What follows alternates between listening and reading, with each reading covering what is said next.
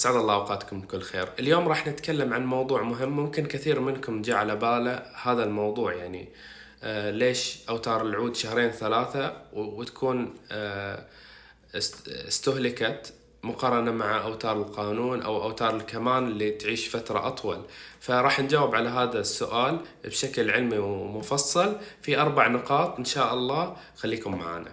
أوكي، السبب الأول هو نوعية الخامات. يعني مثال، لو ناخذ مثال الكربون، مثل الأوتار التركية كلها تجي كربون. الكربون هو مادة بلاستيكية شفافة تلمع، يعني يكون في شفاف ولامع في نفس الوقت، تعطيك حدة أعلى، رنين أعلى، ولكن فيها عيب إن عمرها الافتراضي 6 شهور إلى سنة. يعني سنة إذا كملت معك جزاها الله خير. مقارنة مع النايلون زي هذا اللي في هذا العود، هو هذا النايلون من النايلون العادي. النايلون العادي طبعا لونه بيكون نفس الكربون، تشوف فيه لمعة. يعني هذه الأوتار عمرها أكثر من سنة على هذا العود وعادي تعيش أكثر مقارنة مع الكربون، لأن الخامات مختلفة. لو حبينا نسمعكم صوته رست شوي.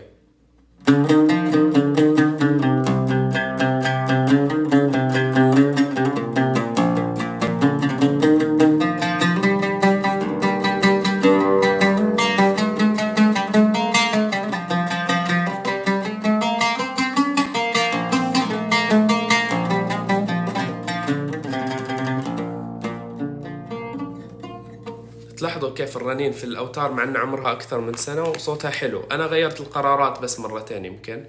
هذه أوتار أبو حبة، الجوابات القديمة طبعا تختلف عن الجديدة. هذه من الأوتار النايلونية، النايلون العادي. طبعا في نايلون عادي معالج، العادي والمعالج عمرهم أطول من الكربون. هذا كبداية يعني عشان لو حبينا نقارن الخامات. بالنسبة للقرارات برضو، النحاس على الفضة يختلف. يعني هذا نحاس، النحاس كخامة تعيش أطول وما تتأثر بالعوامل الخارجية مثل الهواء وما إلى ذلك، مقارنة مع الفضة. الفضة هو من الخامات أو المعادن اللي تتأكسد مع الهواء. الأكسدة مع الهواء تعطيك لون بني كذا، وكل ما أخذت زيادة يغمق لونها. فلذلك تشوف الشركات تهتم تغلف وتسحب هواء وما إلى ذلك، وتحط لك شيء للرطوبة، لأن الرطوبة برضو عامل مهم. الرطوبة عدو للأوتار، لذلك أنت لازم تهتم لعامل الرطوبة والهواء عشان تحافظ على أوتارك إلى أبعد مدى. في فيديو بسيط شاركه معي واحد من الشباب في الانستغرام، راح أشارككم فيه. يعطيك العافية على هذا الفيديو. فيديو جميل يشرح كيف العوامل الخارجية تأثر على الأوتار في ثواني. شوفوا الفيديو.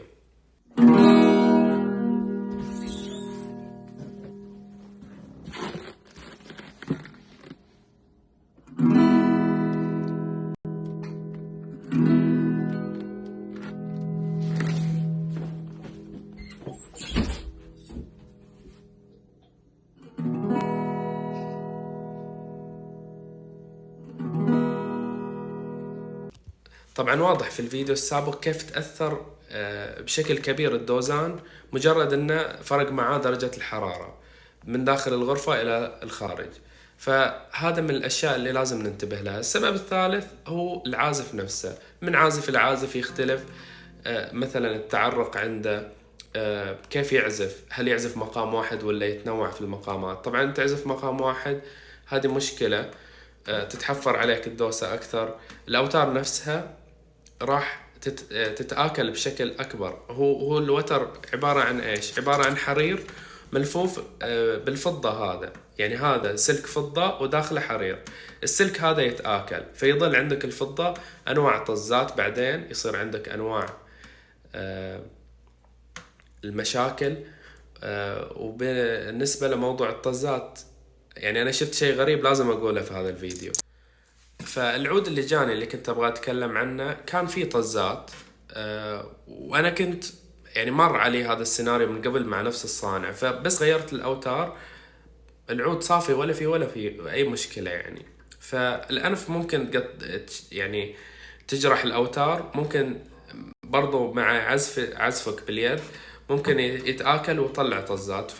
هذه نقطة ممكن إن إحنا نذكرها في موضوع الاستخدام. أيضا أحيانا ممكن تروح محل تشوفه يشد كذا في الأوتار، هذا ترى قاعد يمزقها تمزيق يعني، فهذا برضو شيء مو جيد يعني. أوكي خليها تتمرن على راحتها، ما في داعي إن أنا أمغط في الأوتار وأعمل لها يعني شد إجباري عشان إنها تتمرن بسرعة، فهذا شيء مو جيد يعني.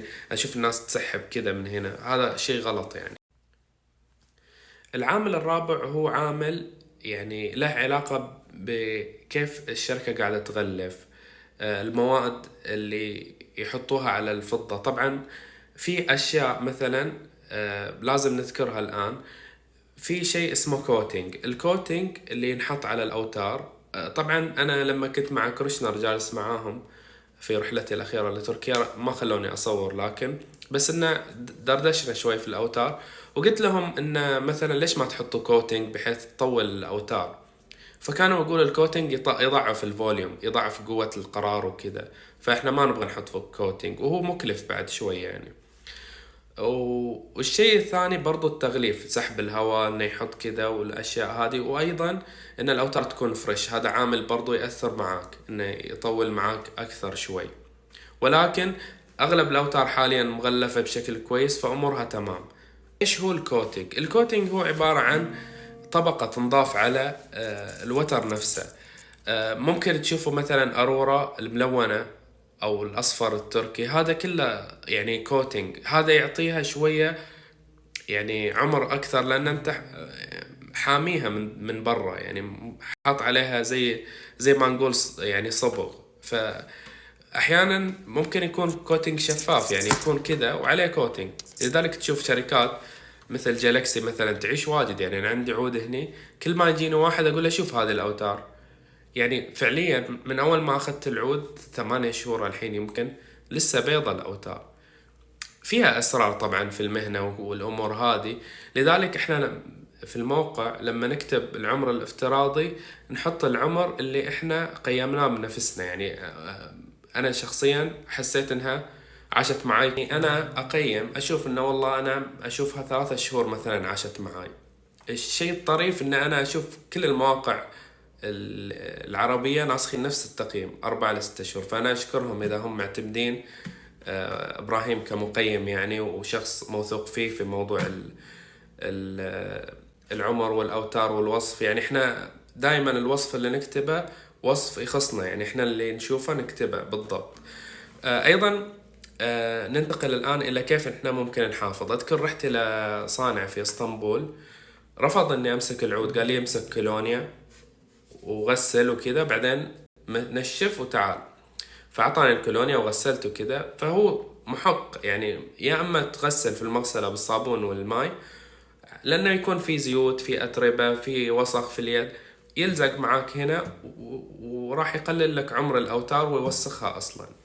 ممكن إن إحنا نهتم بالغسيل قبل العزف. اعزف في مكان فيه مكيف إذا أنت تعرق واجد عشان ما تعرق يعني، وما تحرق الأوتار. ترى العرق يحرق الأوتار حرفيا يعني، حتى لو مثلا تعرق وتحطه في عينك تحسه يحرق يعني، أحيانا تحس يدك تحرق تبغى تغسلها. فالعرق مهم يعني، وسامحونا شوي إذا قززناكم يعني. ممكن نستخدم منظفات زي منظف الأوتار، هذا مهم أيضا. نعزف على أكثر من مقام. طبعا أنا أشوف 4-6 شهور حلو عشان أنت يعطيك مجال تنظف، لأنه تحتاج تنظف ما وراء الأوتار، يكون في بقايا جلد ميت، الأشياء هذه تحتاج تنظيف. ممكن برضو إن احنا نحط العود في شنطة هارد كيس مثلا. شنطة الهارد كيس معروفة أنها شنطة، أو كل الشنط يعني معروفة أنها شنط تكون جافة، فإذا عندك رطوبة تحط هناك، وتحط شوية من أكياس سيليكون، ولا تحتاج مثلا سيليكا عفوا. أو ممكن مثلا لو تحب تستخدم الديداريو الكيت، هذا اللي ينظم الرطوبة والأمور هذه، برضو يكون شيء قوي. أنا بالنسبة لي ما عندي مكان إني أنا أصفهم، فأصفهم كذا في الجدار. وفي أوتار أنا أحسها تطول زي جالكسي مثلا، زي سافاريز، هذه من الأوتار اللي ما تتأكسد بسرعة، يعني ممكن تلاحظوا هذا الشيء، حتى عمرهم أطول في الموقع لأنها تعيش صراحة يعني. برضو ممكن إن احنا نهتم بموضوع التمرين، تمرين الأوتار بدون الشد هذا، وبدون إن أنت والله أنا بعزف اليوم وأخلص وأرخي وأرد بكرة أشد. هذا بيشقق لك الأوتار. إذا أنت بتتركه شهور أوكي، إذا بتتركه يوم أو يومين أو 3 خليه مشدود عادي.